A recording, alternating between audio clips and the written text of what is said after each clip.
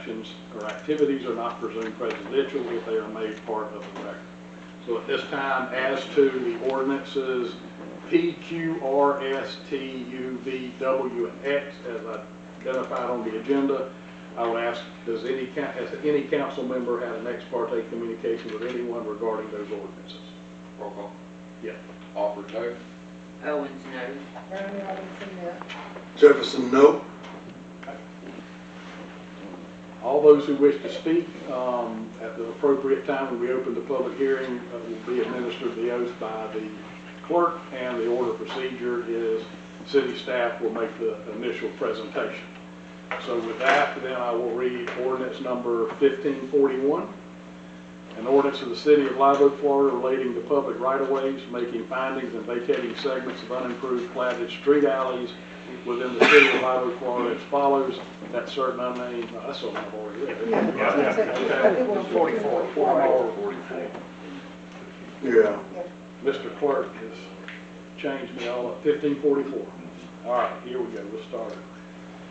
Ordinance number 1544, an ordinance of the City of Live Oak, Florida, amending the future land use classification to 1.35 acres more or less, small scale, of land on the future land use plan map of the City of Live Oak Comprehensive Plan pursuant to an application CPA 25-01 by the property owners and/or their authorized representative under the amendment procedures established in sections 163-3161 through 163-3215 Florida statutes as amended, and Article 3 of Land Development Regulations of the City of Live Oak, Florida, providing for a change in the assigned future land use classification from residential to low density to residential medium density on certain lands within the corporate limits of the City of Live Oak, Florida, providing for severability, repealing all ordinances in conflict, providing authority and an effective date. Okay. So now, We'll open up the public meeting, public hearing. public, you hear that? You got a chance to say something? I'll let you make your presentation, and that way the Yeah. council can relate better to any comment. Sure.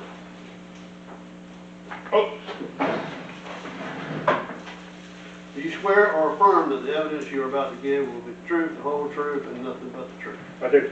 Okay, thank you, sir. George Paris, Development Manager, City of Live Oak. This is part one of a two-part application for a property, actually two different adjacent across the street properties that the First Church of God, Inc. of Live Oak has that front King Street Northeast and West Avenue Northeast. The first part, which is the ordinance before you, is to change the land use from moderate density from low density to medium density. That land use change is necessary in order for the consideration of the zoning that they're asking for. This did come before the Planning and Zoning Board in a public hearing, and they recommended approval, and staff also recommends approval. Mr. Coach, let me ask you one question. Sure. Pertaining to, I know this church on King Street. Will that hamper this church from doing anything? No, this is actually a benefit because, and they're requesting it because the zoning that they're seeking is consistent with various institutions such as churches, daycare centers, assisted living facilities. All those kind of institutional uses fall under that office institutional zoning, and we've processed similar changes in zoning for Westwood Baptist Church, for example, on all their properties, so that once you have that zoning in place, then they don't have to continually come back before any board asking for any additional approvals based on like a new building going on the property, or an expansion of an existing use that's related to the ministry. So the zoning that they're seeking has a wide variety of ministry-based uses that are permitted. So it kind of gives them the ability to do that, and then they don't have to come back for any more public hearings in the future. Good, okay. All right, board members. Well, we got public. Yeah. public, I'll open keep the it public right hearing. in public out there. Very good. All right, let's go. Anyone else from the public? What you got? Mr. Bridget, can you state your name? My name is Darrell Bridget. Raise your hand. Do you swear to or affirm that the evidence you are about to give will be the truth, the whole truth, nothing but the truth? Yes, I do. Thank you. I own property on King Street, and I've been fighting for a year and a half to build a duplex on that property. I turned in all my paperwork, and Mr. George denied my plans, stating that I need my steps on the inside. He wouldn't let me change my zoning. He changed American Builders to business, some type of zoning, but we wasn't able to get in the inside of there so we could figure out what really zoning it really needs. I'm right behind the church. I have no way to go. I had to get an easement from the church, the pastor. I had to knock down the church for the pastor. And Mr. George said that That's not what? I had to knock the building down that he's talking about. I knocked it down, right, Larry? The house. The house. Well, there was a, I guess a fellowship hall or something that you took it down for the church. It was an old parsonage. Old parsonage, okay. Right. The tab, And then you ended up getting easement because of the work you did. Correct. I had no choice because I couldn't get back there. Now, legally, I could have just wrote an easement like everybody else, but Mr. George said in order for me to build on that property, that I had to go and knock his building down to get property from the church, but I could not pay for the property from the church, the nonprofit. So I had to go do all the work for the church so that we can get where we is now. So let me address that. Yes. We have everything I deal with is in our laws.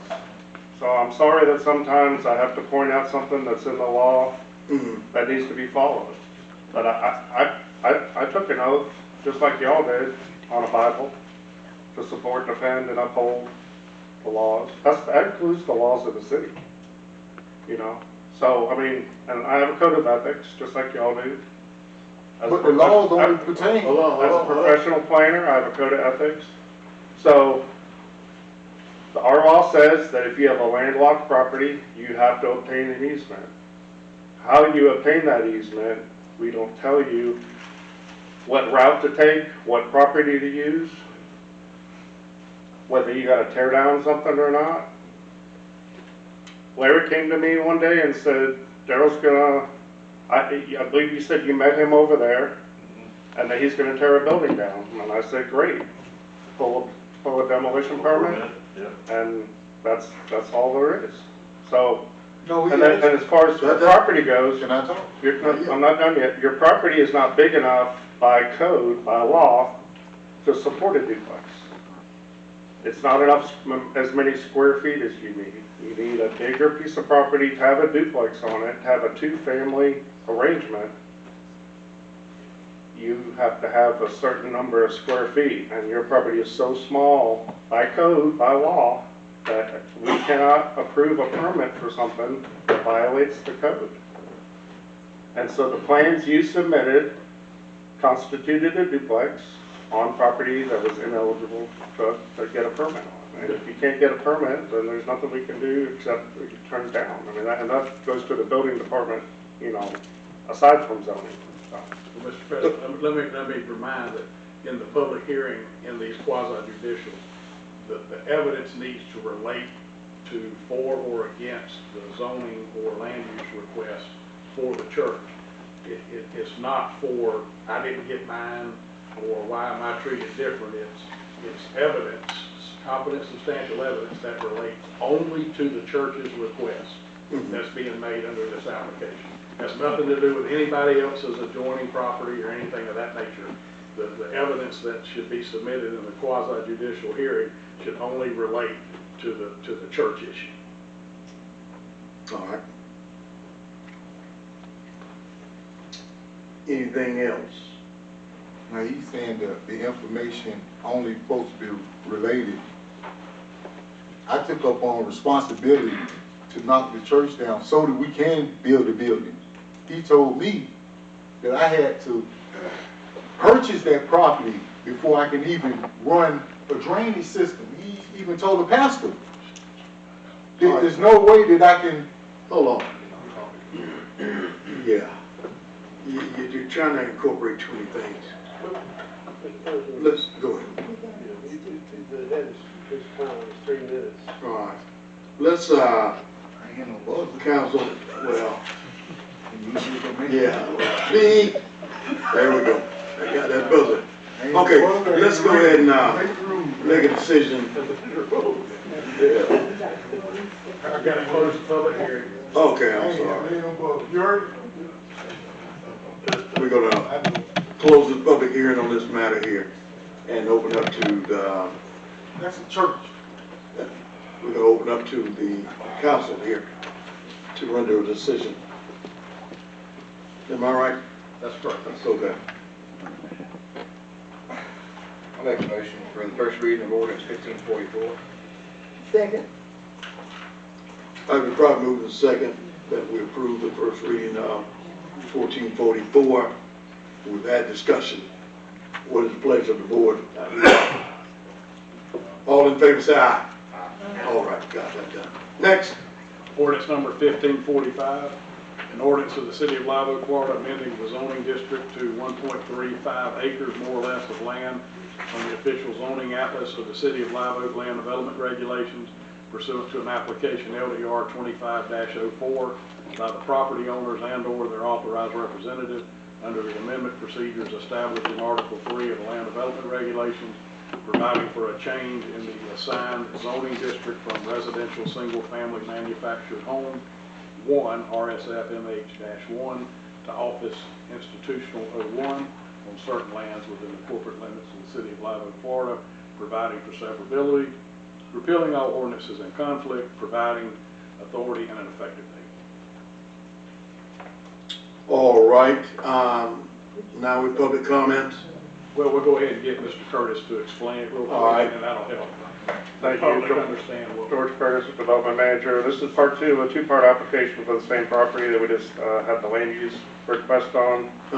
This is to change the zoning to office institutional, which is actually O-I for the record.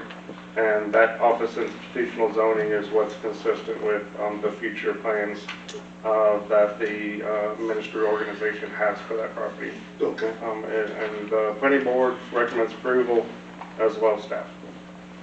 All right. Now we go to the public. Okay, public. What? I got 3 more minutes. If you're gonna talk about the zoning change, Yeah, only come on on. the church property. And say your name. Darryl Bridget, I own the property on King Street. Is that all right?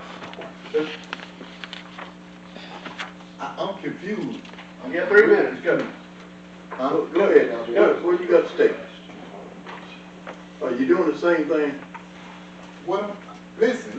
You jumped up? Because I'm trying to figure it out. I'm not able to go talk to this man.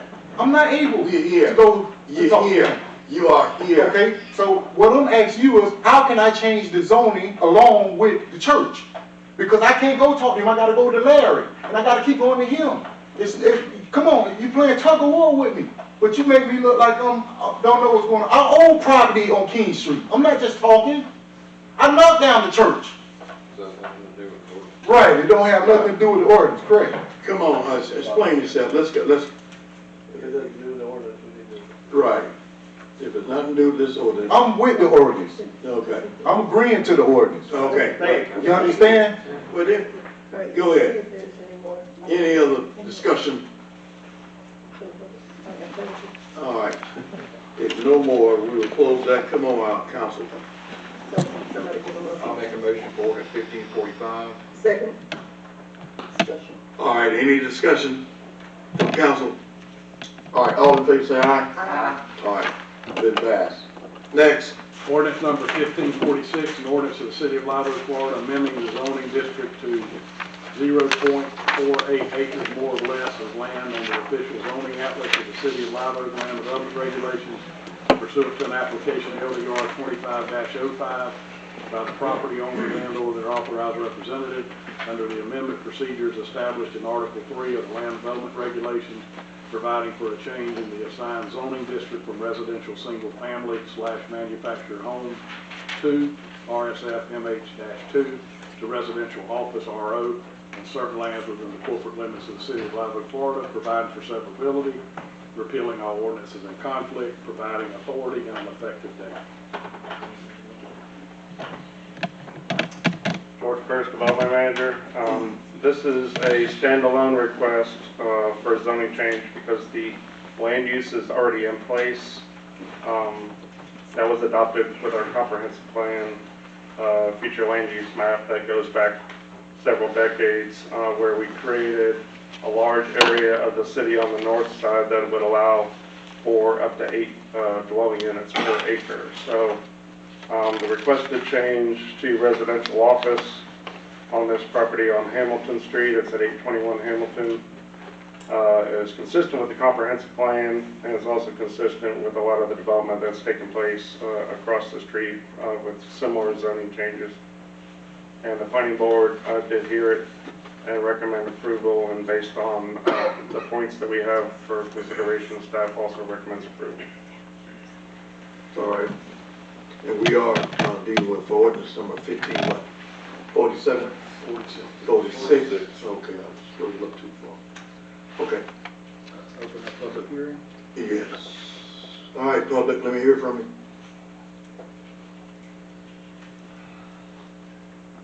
All right. Hearing none, we can close the public hearing. All right. Now, board members, what is your pleasure? I make a motion that we approve the first reading of ordinance number 1546. I'll second. Been properly moved and second, all in favor say aye. All right, next.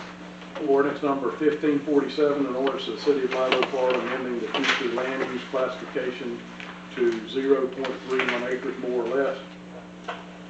Small scale of land on the future land use plan map of the City of Live Oak Comprehensive Plan pursuant to an application CPA 25-02 by the property owners and/or their authorized representative under the amendment procedures established in sections 163.3161 through 163.3215 Florida statutes as amended, and Article 3 of the Land Development Regulations of the City of Live Oak, Florida, providing for a change in the assigned future land use classification from residential moderate density to residential medium density on certain lands within the corporate limits of the City of Live Oak, Florida, providing for severability, repealing all ordinances in conflict, providing authority and an effective date. All right. It's now open to the public. Well, we'll let Mr. Curtis. Oh, I'm sorry. I want the public will know exactly which one. George, I got my eyes on this computer. That's all good. Getting a look up, go ahead. George Curtis, Development Manager. So this is part one of a two-part application. It does require a land use change to support the requested zoning, which would be the next vote after this one. This area abuts commercial property that's to the west and residential property to the east that has single-family homes on it. It's currently a vacant piece of property. It is narrow, I think, as was discussed in the public comment portion of the meeting earlier today.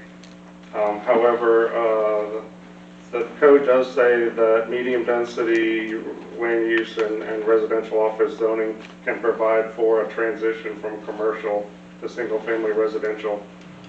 So based on that and the fact that it hasn't developed in a single family zoning nature, and the planning board's recommendation for approval, the staff also recommends approval.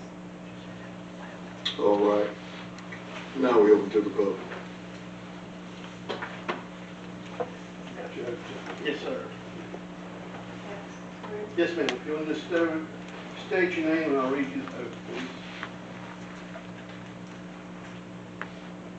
Carolyn Woolsey, All right, so we'll do you swear or affirm that the evidence you are about to give will be the truth, the whole truth, and nothing but the truth? I do. All right, you have 3 minutes, ma'am.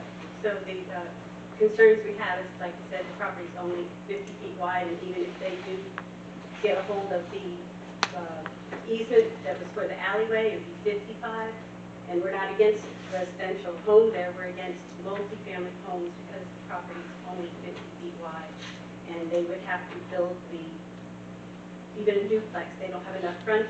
It's supposed to be 80 feet for a duplex and 100 for a triplex. There's only 55 feet with that. And if they decide to do office building, it calls for a 15-foot landscape between the residential and that piece of property, and it's only 50 feet wide. So there's really not, and half of that property is underwater. So it doesn't seem like they have the actual square footage either to do any of those larger uses. Regular homes, I'm happy to see it. Put this up. And you have the map, sorry. Yes, ma'am. Here's the map that she provided us earlier. Good morning, Miss. Okay. Yeah, it's in the packet. Mr. Bradford, you swear or affirm that the evidence you are about to give is the truth, the whole truth, and nothing but the truth? Yes, I do. You have 3 minutes. The intent for this property is to put residential housing on it. It's not commercial, it's not office. The intent is to put, provide residential housing in a transitional manner from the commercial property to the residential property. The reason for the usage change is to capture the density on the buildable area of the property. It will be done in a tasteful manner, like we always do. The intent is to develop the property, to put it on the tax roll, to accommodate the neighbors. If we do anything, put a fence up between, there's no commercial property. It's going to be residential use. The lot's big enough to, because of the nature of the lot, to do multiple dwellings on the buildable area and meet the setbacks and building requirements of the property, which is the reason for the zoning change. Hold on. What would be the